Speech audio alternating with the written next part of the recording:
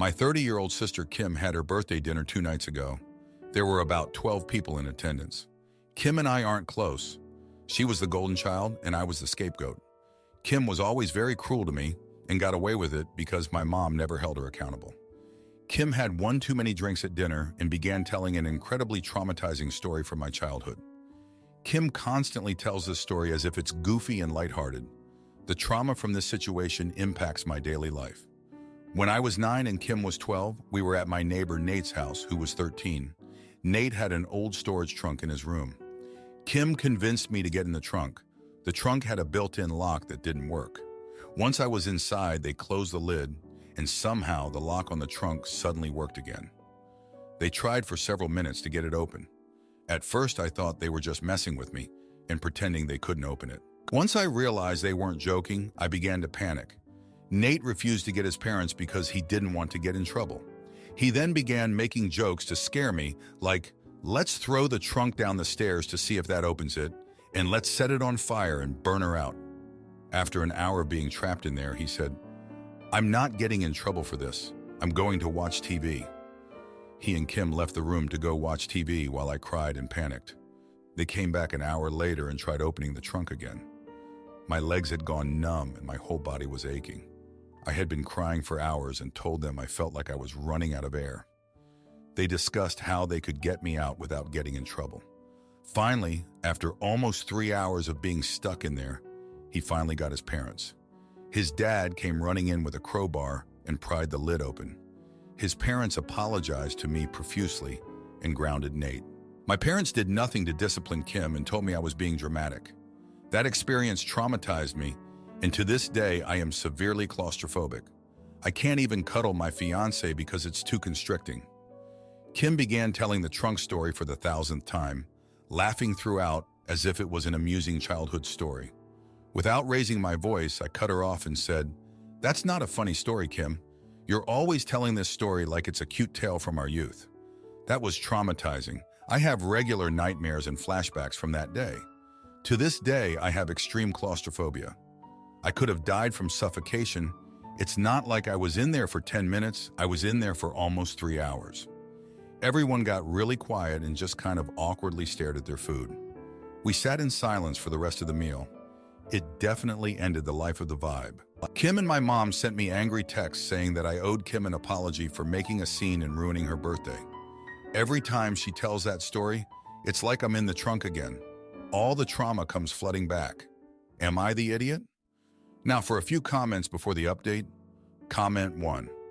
So the next time she starts to tell the story, interrupt her and tell your own story of how your sister and neighbor attempted to unalive you by locking you in a trunk with diminishing air, and how they were more concerned with getting into trouble than saving you, and how you still have trauma caused by the incident.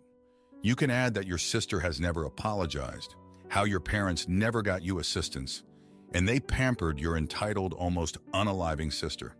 Then ask her if she has grown up yet. She will probably never bring it up again. No TA. Comment 2. Not the idiot. Kim and your mom are awful. Have you considered going no contact? I can't imagine wanting to ever interact with such despicable people ever again.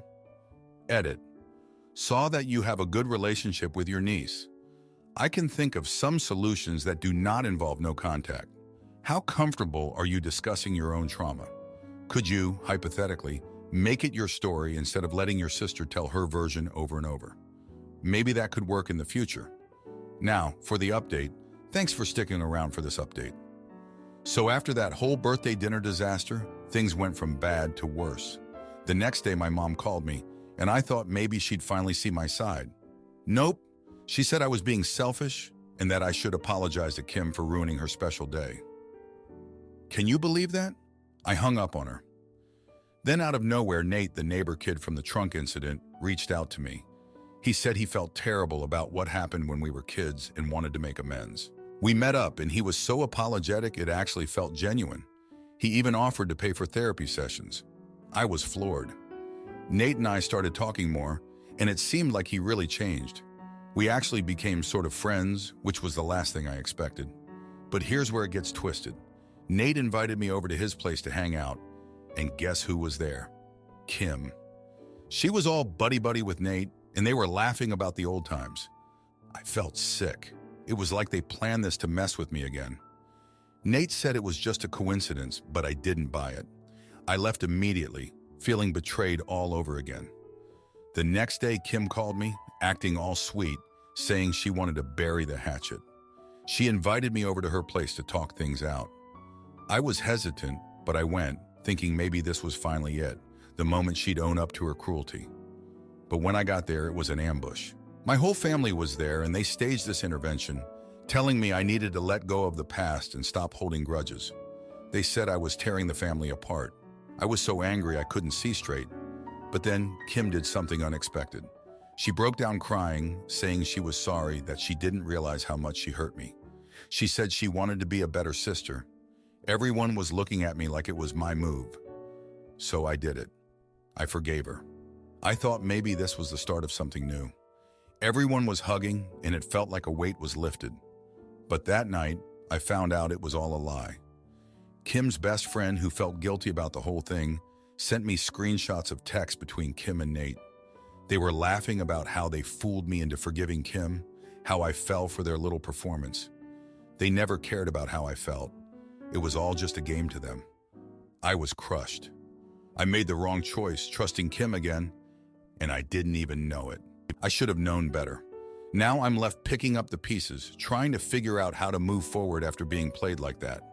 It's one thing to be betrayed by someone you trust, but it's another to be made a fool of in front of your whole family.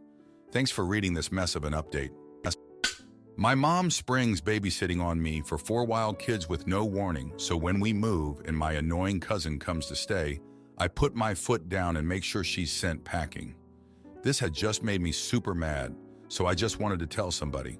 So I, 16-year-old female, and my mom were talking last night, and she mentioned that she and my dad were going to go on a date tonight and asked if I could babysit my younger sister, 5 and only her.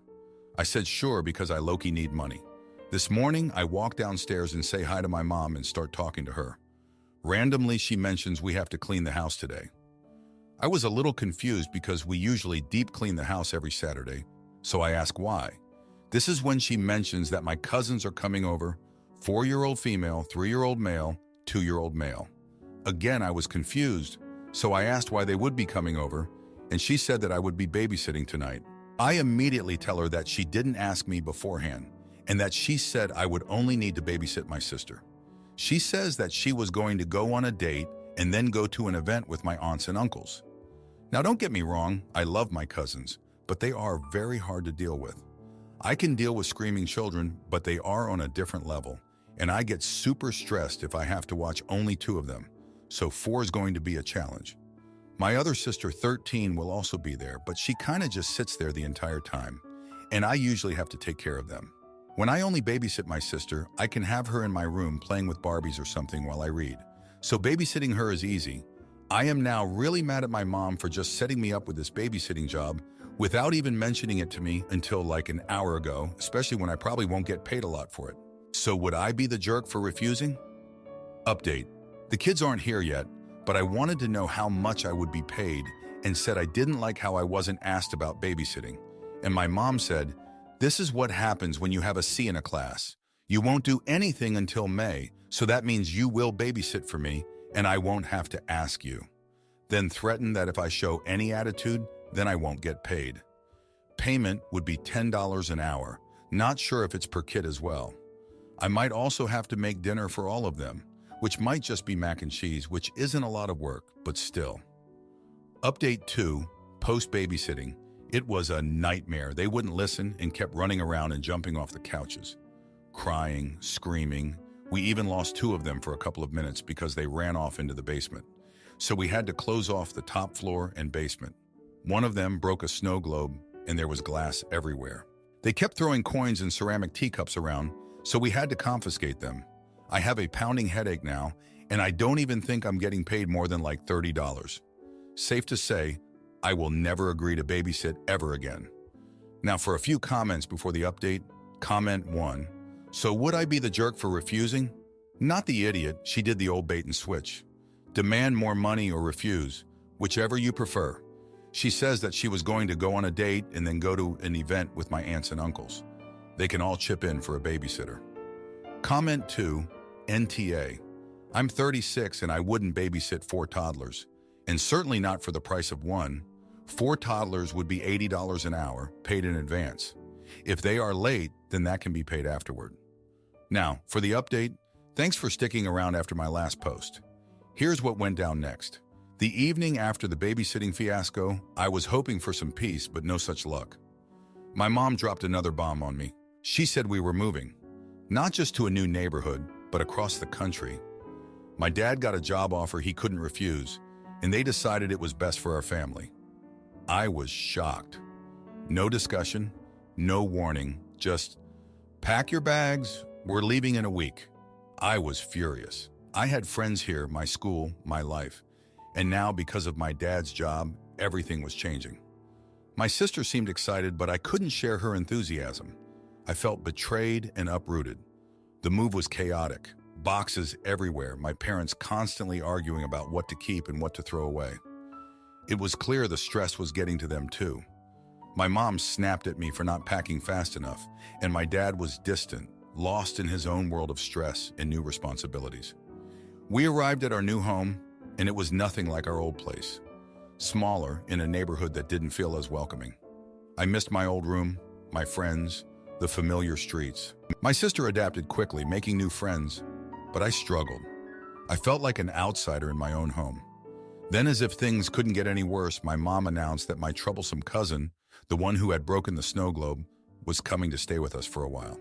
His parents were going through a rough patch, and they thought a change of scenery might do him good. I couldn't believe it. The same cousin who had turned my babysitting night into a nightmare was now going to be living with us. He arrived, and immediately the house was in chaos again. He was even more unruly than before, if that was possible. He didn't respect our rules, talked back to my parents, and was a terrible influence on my sister. I was at my wit's end. One day I came home to find my room trashed. My cousin had decided it was funny to go through my things and make a mess. That was the last straw. I confronted him and we had a huge fight. My parents had to pull us apart. I told them it was him or me. I couldn't live like this anymore. My parents were torn, but they knew our family couldn't go on like this. They sat down with my cousin and explained that he couldn't stay with us if he continued to behave this way. He threw a tantrum, but it was clear my parents were serious. They arranged for him to go back home. After he left, the house was quiet, almost too quiet. But it was a relief. I started to settle into my new life, making a few friends at school, finding little things about our new town that I liked. It wasn't perfect, but it was a start. I learned that sometimes you have to stand up for yourself, even if it means causing a rift in the family. It wasn't easy, but in the end, my parents saw that our family's well-being was more important than trying to fix someone else's problems. Thanks for reading. It's been a chaotic ride, but I'm hanging in there. My son's girlfriend moves in and acts like she owns the place. So I kick her out and make sure she learns respect the hard way. I, 42-year-old female, live with my husband of 7 months, Roland, 45-year-old male, and my son Silas, 20-year-old male. My son had been seeing a girl named Louise, 19-year-old female, for a little over a year. About her, I only met her a handful of times. She grew up in foster care and lived in special supervised accommodations for young people who have aged out of the system. She also received some kind of settlement totaling a little over $100 million, so she at least had a little money to her name. The day before Roland and I got married, my son tells me that Louise decided to leave where she lived because she felt she lacked privacy due to frequent visits from the building supervisors. She had been looking for an apartment for months with no success as she's unemployed, and most landlords in my city require proof of employment. She had already notified the folks at her transitory accommodations that she would be leaving, so she had nowhere to go once the deadline for her to leave arrived. He asked if she could come stay with us until she figured things out, which I agreed to without much thought, as my mind was occupied with all the last-minute wedding preparations. 10 days later after the wedding, she moves in. We all agreed that this would be a temporary situation until Louise found her own place. We discussed what my house rules were: treat everyone with respect and pick up after yourself. I also told Silas and Louise that if they hadn't found accommodations after 1 month, I would start charging them a bit of rent to cover the increased expense of having a new household member. For the first month that she was with us, she did no chores and would leave dirty dishes in the sink. My husband and I called a family meeting where we discussed how we would like chores to be split. She rejected all but one of the chores on the list, cleaning the bathroom, which she rarely did to the point where we just didn't bother asking her to do it anymore. Then for the disrespectful behavior, yelling, cursing, and screaming at me when I would confront her about undesirable behaviors, complaining that we made too much noise when getting ready for work in the morning, etc. After an argument in November, I told my son that she needed to be out of my house by March 1st. She just stayed in my son's room all day doing heaven knows what while he went to school and work. In mid-February, I reminded Silas that she was to be gone by March 1st. Then February 29th rolls in.